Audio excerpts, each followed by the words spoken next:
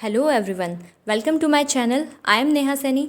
और friends, PHP में हम लोग आगे बढ़ने से पहले सबसे पहले तो जो प्रीवियस वीडियो में मैंने आपसे क्वेश्चन पूछा था हम उसको डिस्कस कर लेते हैं।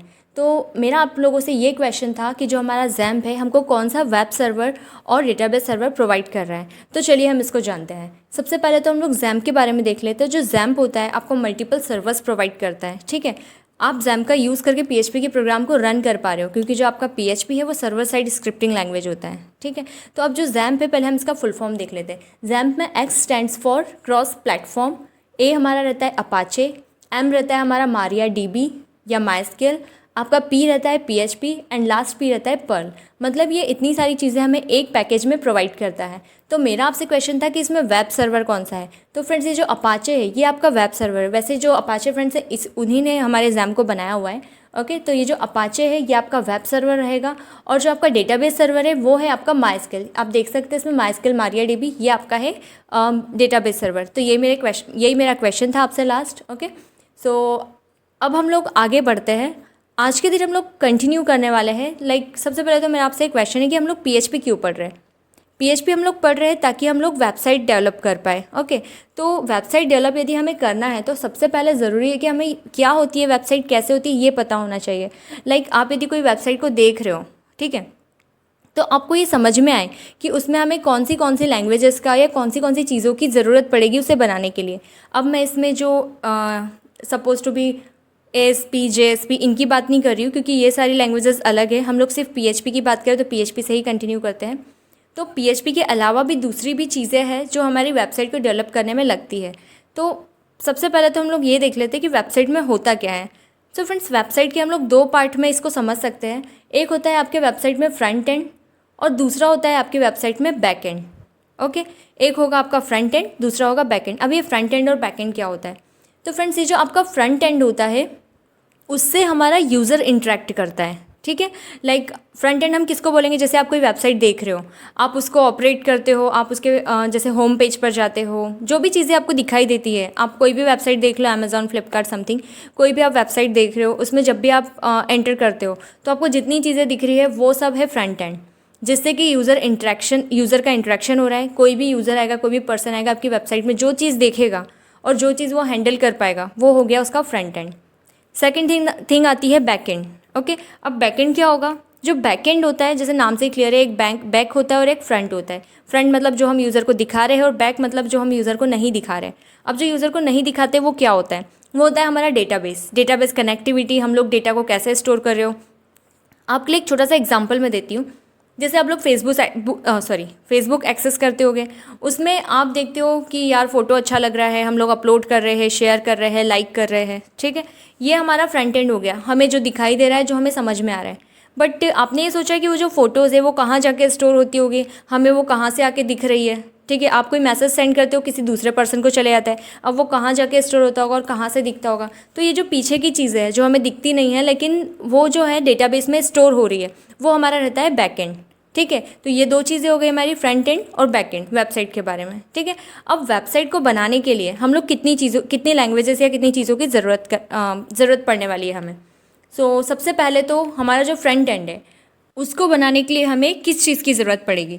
तो आप यहाँ पे देख सकते हो, फ्रंट एंड को बनाने के लिए, मतलब जिससे यूज़र का इंटरेक्शन होने वाला है, हमें ज़रूरत पड़ेगी HTML।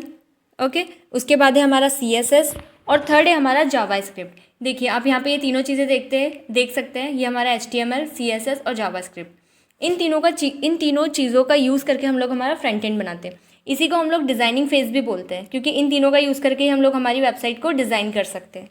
ठीक है, अब देखो क्या होता है, ये जो हमारी फ्रंट एंड लैंग्वेजेस है, इनका यूज़ करके यदि हम कोई वेबसाइट को बना रहे हैं, इनका यूज़ करके भी हम लोग वेबसाइट बना सकते हैं।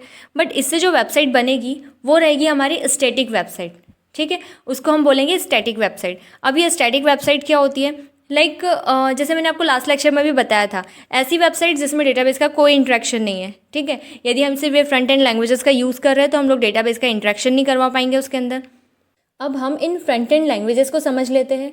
ओके, सबसे पहले तो हम लोग देखते हैं, मैं पहले तो इसको क्लियर कर लेती हूँ। ओके, सबसे पहले हम लोग देखते हैं HTML के बारे में। ओके, कि HTML से हम लोग किस टाइप का पेज बना सकते हैं और हम इसको क्यों यूज़ कर रहे हैं। तो HTML जो होता है हाइपरटेक्स्ट मार्कअप लैंग्वेज, इसका यूज़ कर रहे हैं हम लोग एक सिंपल पेज, एक बेसिक डिज़ाइनिंग के लिए, ठीक है। आपको जैसे फॉर्म बनाना हो, लिंक्स बनानी हो, टेबल बनाने हो, और यदि एंकर टैग लगा के कोई एक पेज से दूसरे पेज पे जंप करना हो, तो इस टाइप की जो बेसिक चीज़ें हैं ये सारी हमारी HTML से बन जाएगी और एक बेसिक वेबसाइट हमारी डिज़ाइनिंग के तौर पर तैयार हो जाती है। ओके, और उसके बाद फिर हम लोग CSS का यूज़ क्या कर रहे हैं, ये होता है हमारा कैस्केडिंग स्टाइल शीट, ये कैस्केडेड स्टाइल शीट बोलते हैं इसको।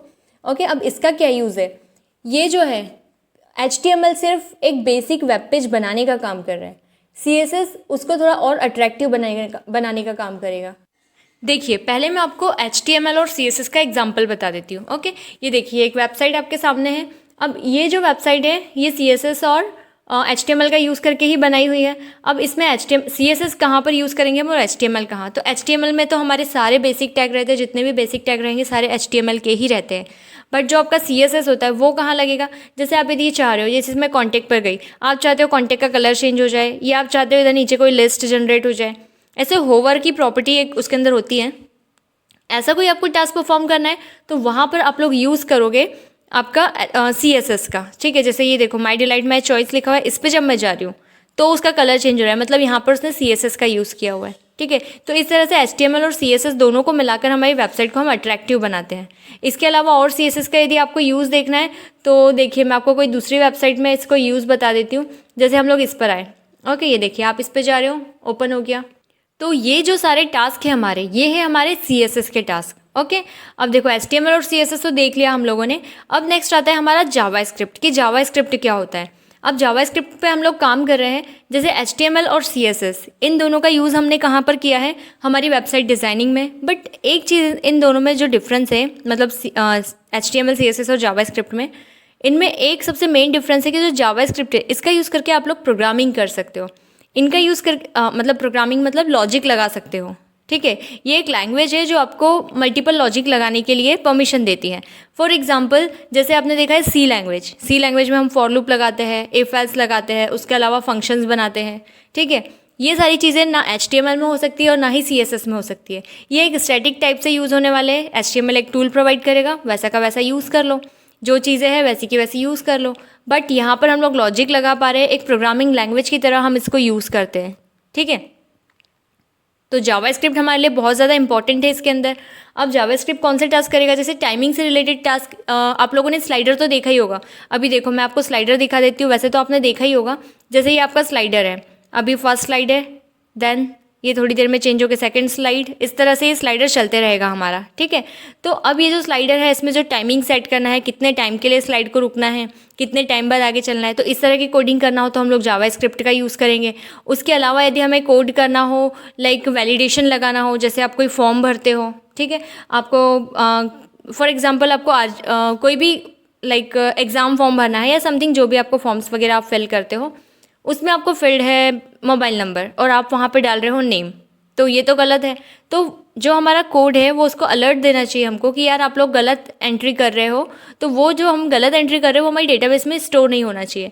तो जावास्क्रिप्ट क्या करेगा, जो हम वैलिडेशन लगाते हैं, वैलिडेशन से हम लोग क्या करते हैं कि भाई आपने जो डेटा डाला है वो वैलिड है या नहीं है, नहीं है तो आपको एरर देगा, और यदि वैलिड है तो आपको एंट्री करने देगा।